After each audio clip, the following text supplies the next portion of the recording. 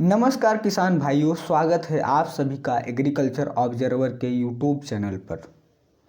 तो आज के इस वीडियो में आपको बताने वाले हैं कि सरसों की फसल में हो रहे तना गलन रोग से कैसे नियंत्रण पा सकते हैं। इसके लिए आपको कुछ उपाय बताने वाला हूं। जो भी किसान भाई सरसों की खेती किए हैं उनके लिए वीडियो महत्वपूर्ण होने वाला है। तो मेरा अनुरोध है कि वीडियो को लास्ट तक ज़रूर देखिए और जो भी किसान भाई सरसों की खेती किए हैं उनके साथ वीडियो को ज़रूर पहुंचाएं। तो सरसों की खेती में एक महत्वपूर्ण रोग है। अगर आपके फसल में लग जाता है तो आपकी पूरी की पूरी फसल है जो कि नष्ट हो सकती है। उसमें से आपका तना गलन एक महत्वपूर्ण रोग है। इसके लक्षण किसान भाई पहचानना बहुत ही आवश्यक है, जिसकी वजह से हमें काफ़ी ज़्यादा नुकसान होने से बचा सकते हैं।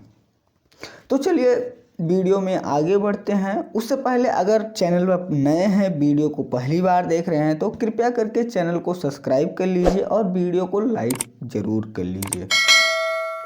तो किसान साथियों, सबसे पहले जानते हैं इसके लक्षण के बारे में, यानी कि हम इसकी पहचान कैसे करेंगे। जो बीमारी हमारी खेत में लगी है वह तना गलन ही बीमारी है कि और कोई बीमारी है। तो किसान भाइयों, एक फफूंदीजनक रोग है।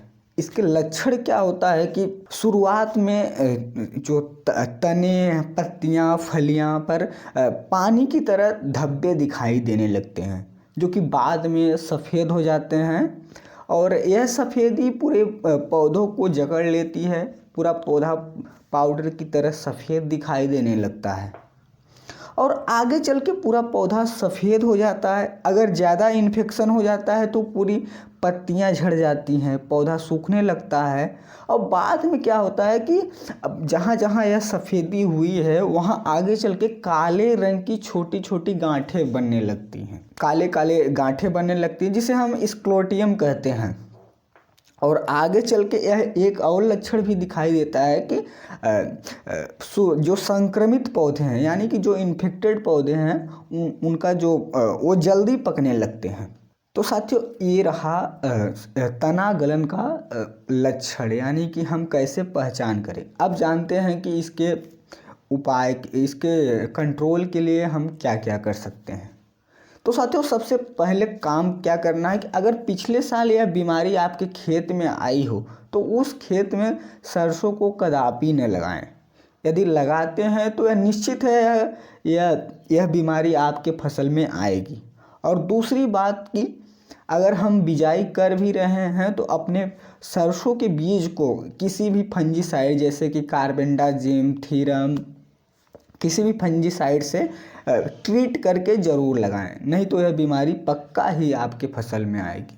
और तीसरी बात कि अगर जब हमारी खेत गर्मियों में खाली होती है तो उस समय हमें क्या करना है कि अपनी खेत की गहरी जुताई करना है, जिससे कि क्या होता है, यह फंगस जो है या फफूंद जो है वह मर जाता है, जिससे हमारे खेत में यह रोग नहीं आता।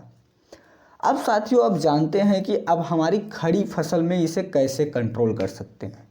तो साथियों, खड़ी फसल में कंट्रोल करने के लिए हमें क्या करना है कि जैसे ही सिम्टम दिखाई दे, जैसे ही लक्षण दिखाई दे, हमें क्या करना है कि कार्बेंडाजिम नामक दवा को, जो 50% WP के मात्रा में आता है, उसे 1 ग्राम प्रति लीटर पानी में मिलाकर छिड़काव करना है। इसका छिड़काव आपको पहला छिड़काव 40 से 50 दिन पे करना है और उसके बाद दूसरा छिड़काव जो है कि 65 से 70 दिन बाद करना है। और इसके अलावा साथियों, आप कॉपर ऑक्सीक्लोराइड 50% WP को 2.5 ग्राम की मात्रा को प्रति लीटर पानी में मिलाकर छिड़काव कर सकते हैं। तो साथियों, अगर हम इन दवाओं का सही से इस्तेमाल करते हैं तो हम पक्का ही अपने सरसों की फसल में से तना गलन रोग को बचा सकते हैं। तो साथियों, आशा करते हैं जानकारी आपको लाभदायक होगी।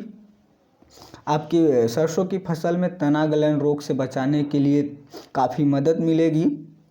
इस वीडियो में बस इतना ही। मिलते हैं अगले वीडियो में, तब तक के लिए राम राम।